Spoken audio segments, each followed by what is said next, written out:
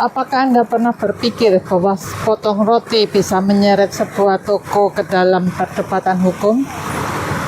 Bulan mengalami alergi berat usai makan salah satu produk rotinya. Kasus ini seolah sepele, hanya soal makanan. Namun jika lihat lebih dalam, ini menyentuh isu persoalan hukum, gastronomi, dan tanggung jawab sosial dalam dunia kuliner modern. Pada awalnya, berita ini tersebar di sosial media. Seorang ibu yang membeli online kue untuk dirinya, tetapi dia saat itu sedang memberikan ASI kepada anaknya, dan anaknya juga diberikan roti itu, dan ternyata anaknya mengalami alergi yang sangat berat. Ibu ini membeli kue ini karena mengatakan bahwa kue ini itu gluten free, terus no dairy, berarti tidak ada susu. Tetapi ternyata setelah dimakan, anak ini mengalami alergi, dan di dalam kemasan itu memang tidak ada label khusus, tetapi di tagline-nya, di keterangannya bahwa roti ini gluten free. Setelah diselidiki, ternyata roti tersebut mengandung susu dan kacang almond, dua bahan umum yang memicu alergi pada anak kecil. Sayangnya informasi itu tidak dicantumkan di dalam label produk. Dan setelah diselidiki, ternyata penjualnya tidak membuat sendiri, tetapi dia mengambil dari toko roti lain dan di repacking dan dipasang merek dia.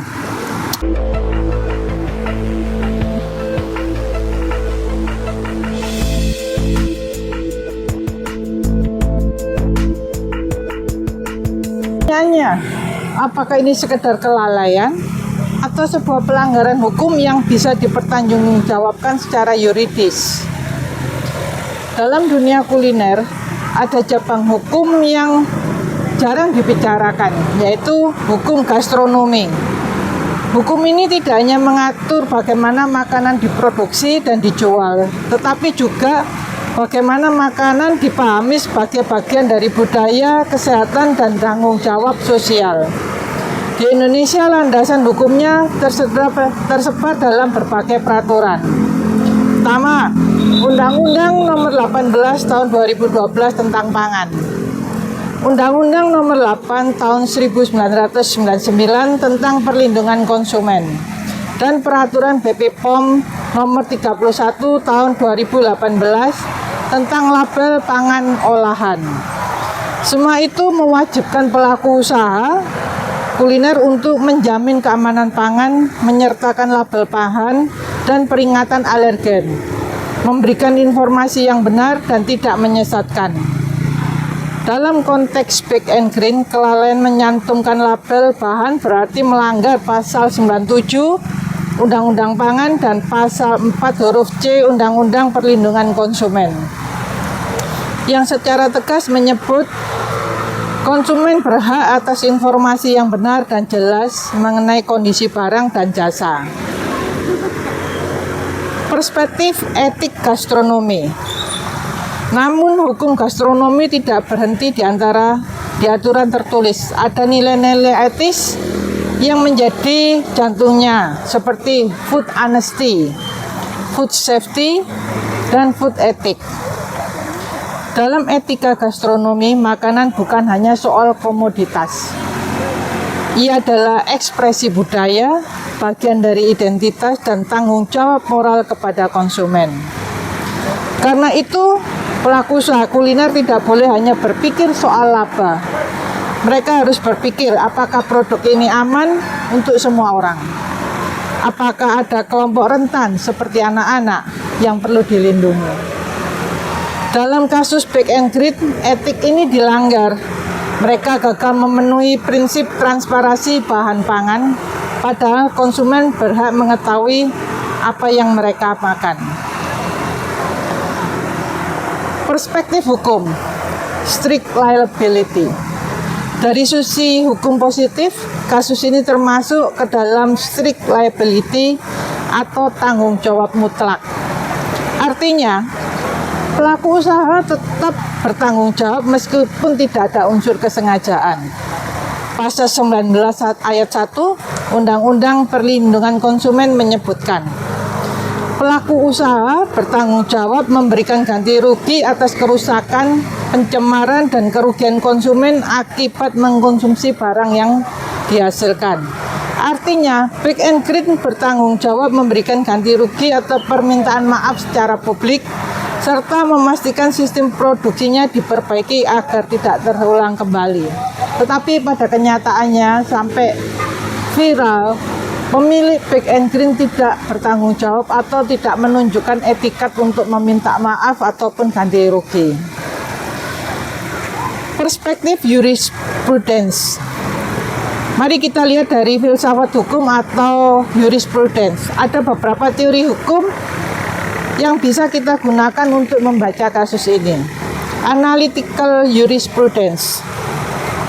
HLA Hart menekankan bahwa hukum adalah sistem aturan, ada aturan primer tentang perilaku dan sekunder tentang penegakan.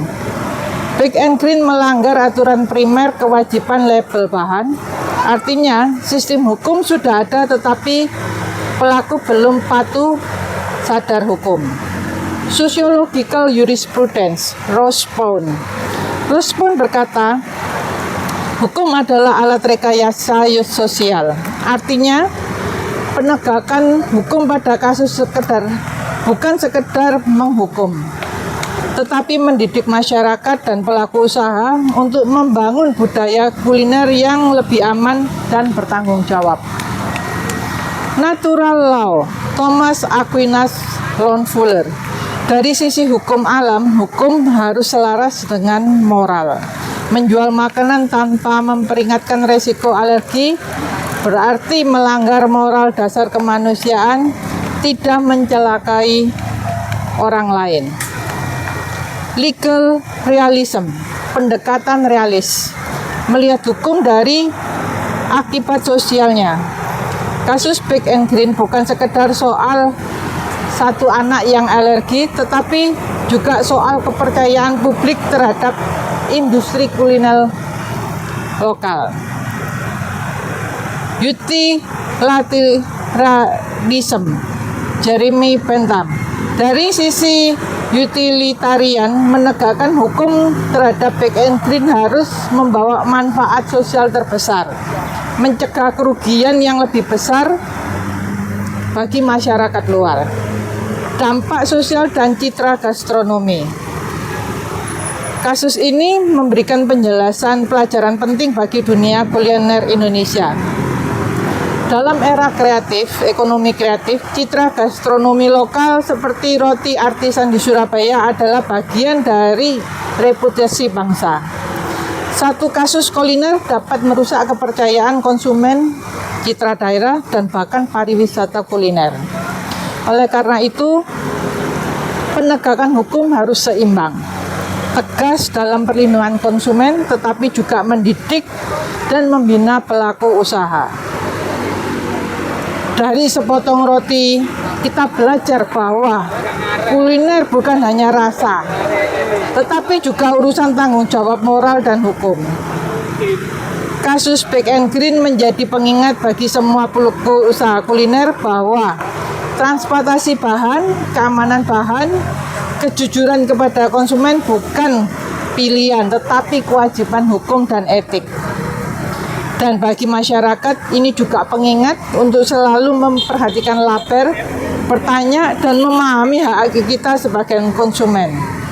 Karena pada akhirnya, gastronomi yang baik bukan yang lesat, tetapi juga yang adil, aman, dan manusiawi. Makanan adalah budaya, tetapi juga tanggung jawab.